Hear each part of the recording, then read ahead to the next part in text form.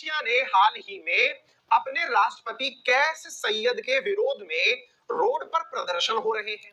Tunisia के अंदर ऐसा क्या हो रहा है कि हजारों की संख्या में लोग सड़कों पर उतरे हुए हैं अपने राष्ट्रपति के विरोध में। अब आप पूछेंगे, सर ट्यूनीशिया हमारे लिए कब से इंपॉर्टेंट होने लग गया? हम में से कईयों को तो सर ये भी नहीं पता है कि ट्यूनीशिया है कहां, और आप ट्यूनीशिया की बात कर रहे हैं। चलिए हम शुरू करते हैं। और मैं निश्चित ही ये बात मानता हूं कि आप में से बहुत सारे लोगों को एक व्यक्ति का नाम पता होगा, कर्नल गद्दाफी। अगर आपको पता हो तो बहुत अच्छी बात है। साथियों, ऐसे ही एक और व्यक्ति था जिसका नाम था होस्नी मुबारक। अगर आपको पता हो कि गद्दाफी नाम का एक व्यक्ति हुआ करता था, वो कौन से देश में था, कमेंट बॉक्स में बता दीजिए। ऐसे एक व्यक्ति होता था होस्नी मुबारक। अगर आपको पता हो कि वो कौन से देश में होता था तो मुझे कमेंट बॉक्स में बता दीजिएगा। क्योंकि होस्नी मुबारक और गद्दाफी की गद्दियां गिराने वाला देश कौन था, तो उसका नाम है ट्यूनीशिया। यानी कि दुनिया के अंदर जिन्होंने अपने नाम बनाए, चाहे नाम बदनामी में हो चाहे नामी में हो, लेकिन जिन्होंने अपने नाम बनाए उनकी सत्ताओं को लुढ़काने वाला जो देश था उसका नाम था ट्यूनीशिया। आप जान करके आश्चर्य करेंगे, हाँ जी, आंसर भी लिख दिया है बच्चों ने, लीबिया का नाम लिखा है। बहुत बढ़िया, बहुत सारे विद्यार्थियों ने सही सही आंसर दिया है, बिल्कुल सही। लीबिया नामक देश का राष्ट्र अध्यक्ष हुआ करता था कर्नल गद्दाफी। होस्नी मुबारक के बारे में भी आप लोग बता ही देंगे। इजिप्ट का राष्ट्र अध्यक्ष हुआ करता था होस्नी मुबारक। साथियों, इन दोनों की गद्दियां लुढ़काई थी ट्यूनीशिया ने। अब आप पूछेंगे, तो क्या ट्यूनीशिया ने अटैक कर दिया था क्या इनके ऊपर? नहीं भाई, अटैक करते तो शायद ना जीतते। इन्होंने जनता के अंदर एक प्रेरणा पैदा कर दी थी, एक मोटिवेशन प्रेरित कर दिया था कि सरकारें जो हैं वो किसी की बपौती नहीं हैं।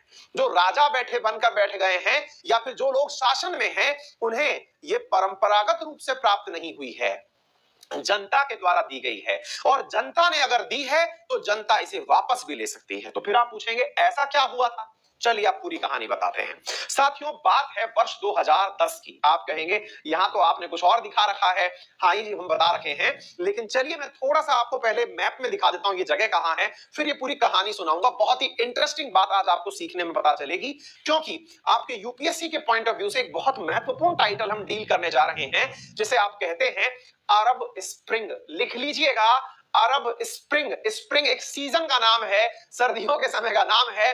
अरब क्षेत्र में हुआ था एक ऐसा आंदोलन जिसके बारे में आज हम चर्चा करेंगे। पहले भी एक बार चर्चा किए थे और आज फिर से सुर्खियों में क्यों है, आज हम पूरी बात आपको सिखाएंगे। तो अरब स्प्रिंग आज का टाइटल है, लेकिन इससे पहले मैं आपको मैप में दिखा दूं कि जिस जगह की हम चर्चा कर रहे हैं वो जगह कहां है। पहले न्यूज सुन लेते हैं, क्यों हम पढ़ रहे हैं इस बात को, क्योंकि हाल ही में हजारों की संख्या में लोग ट्यूनीशिया के राष्ट्रपति के खिलाफ प्रदर्शन करने रोड पर उतरे हुए हैं। ये कोई मजाक प्रदर्शन नहीं है, इन्हें हल्के में मत ले लीजिएगा कि सरकारें हैं, सरकारों के खिलाफ तो प्रदर्शन होते ही रहते होंगे। नहीं भाई, क्योंकि ऐसे ही प्रदर्शनों ने न केवल ट्यूनीशिया की तख्ता पलट कर दी थी, बल्कि उसके पड़ोसी राष्ट्रों के अंदर भी सरकारें बदल दी थी। फिर चाहे इजिप्ट हो, चाहे लीबिया हो, चाहे यमन हो, चाहे सीरिया हो, इन सब के अंदर सरकारें बदल दी थी। तो साथियों, इन प्रदर्शनों को जो आप देख रहे हैं, ये हजारों की संख्या में लोग आपको जो दिखाई पड़ रहे हैं, असल में ये ट्यूनीशिया के राष्ट्रपति कैस सैयद का विरोध कर रहे हैं।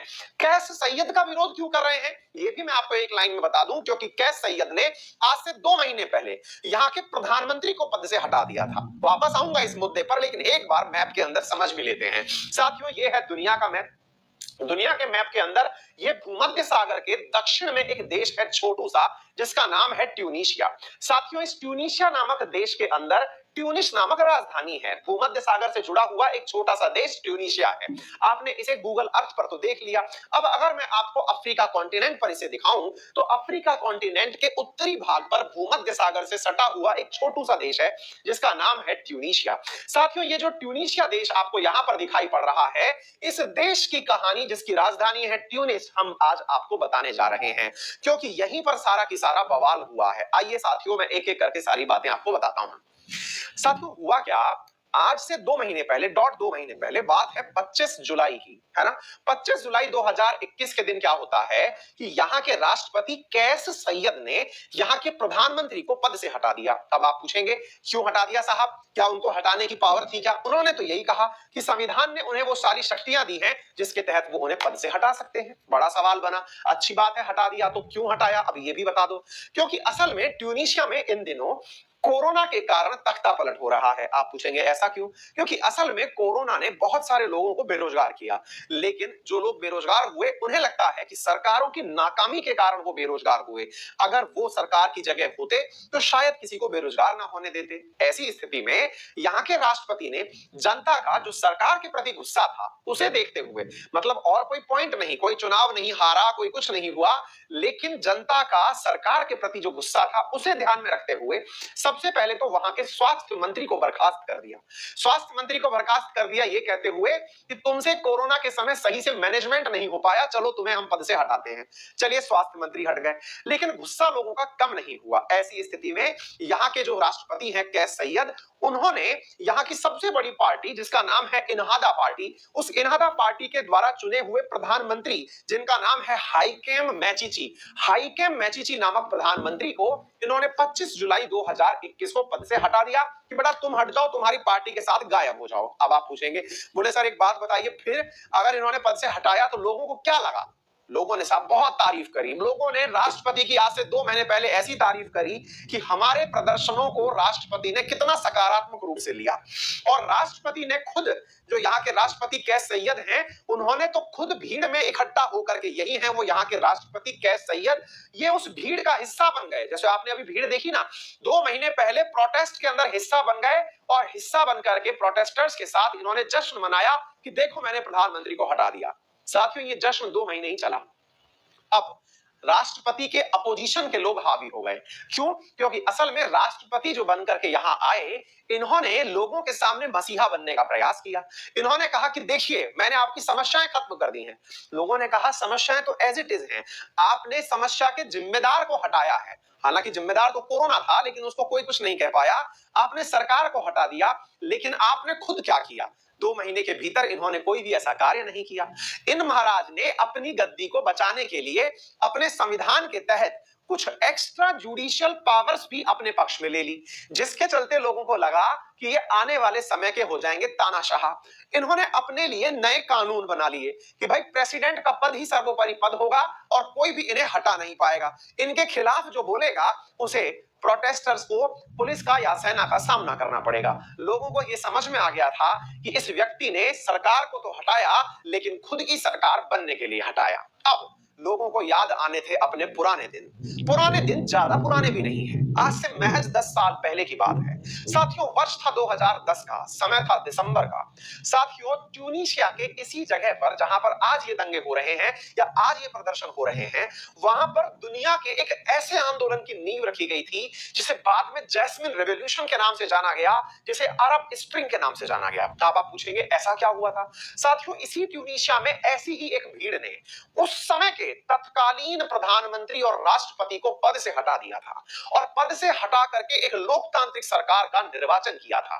बदनसीबी देखिए कि इन्होंने जिन्हें चुनकर भेजा वो भी ऐसे ही निकले, यानी जैसे पहले थे वैसे ही नए वाले निकल करके आए। लेकिन ये वही देश है जिसने अपनी जनता के हाथों में होते प्रदर्शनों के चलते वहां पर 10 साल से चल रहे जो राष्ट्रपति थे जिनका नाम था अल अबीदाइन, जो कि 2010 में राष्ट्रपति हुआ करते थे, 20 साल से ट्यूनीशिया के राष्ट्रपति बने हुए थे, उन्हें उखाड़ फेंका था। साथियों ये कहानी सुनने में थोड़ी अटपटी जरूर लगेगी, लेकिन रियलिटी के बहुत ज्यादा नजदीक है, क्योंकि जहां पर यह घटना हुई इसके तुरंत पड़ोस में स्थित था अन्य देशों में इजिप्ट और लीबिया।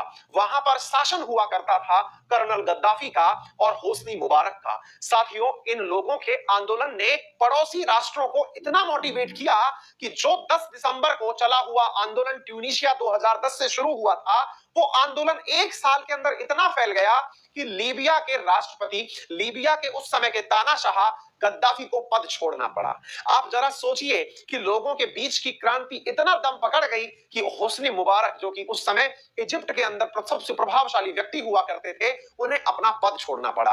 पूरे की पूरे अरब क्षेत्र में एक क्रांति का माहौल बन गया था। इसलिए ट्यूनीशिया को अरब स्प्रिंग का जनक कहा जाता है। ट्यूनीशिया को कहा जाता है कि यहाँ के आंदोलन यहाँ के आसपास के क्षेत्रों को बहुत अधिक प्रभावित करते हैं। आज उस ट्यूनीशिया में फिर से आंदोलन भड़क रहा है। लोग इसी उम्मीद में हैं कि क्या ये वापस ऐसे ही किसी सत्ता परिवर्तन की सुगबुगाहट है, क्योंकि अल्टीमेटली इसकी वजह से इसके पड़ोसी देशों पर जरूर प्रभाव पड़ेगा। उम्मीद है आपको यह पूरी तरह से समझ में आ गया होगा कि अंतरराष्ट्रीय रूप से ट्यूनीशिया किस प्रकार महत्वपूर्ण है।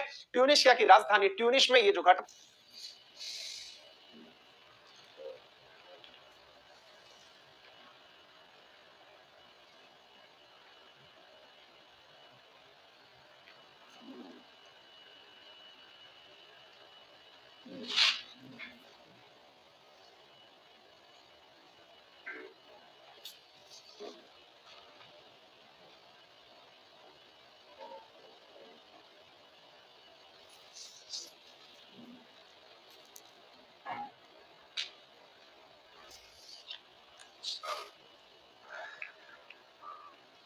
हाँ जी, अब यार ये टेक्निकल इशू है कुछ, हम इसमें कर क्या सकते हैं, क्योंकि इंटरनेट भी सही है, मैंने अपना केबल कनेक्शन भी जोड़ लिया है।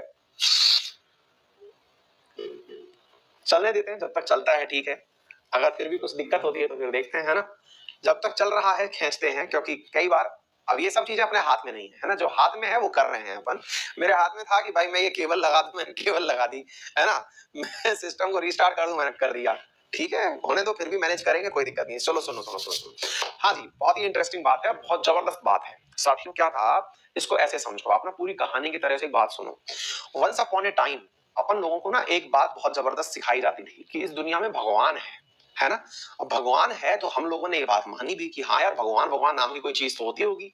लेकिन हम में से कई लोग जो बचपन में चाहे छोटी समझ के साथ कहें या उस समय की बचपन की समझ के कारण कहें, तो हम लोग एक बात बोलते थे, भगवान है तो दिखता क्यों नहीं है, भगवान है तो कोई भी गलत काम रोक क्यों नहीं लेता, भगवान हम चैलेंज किया करते थे, है ना।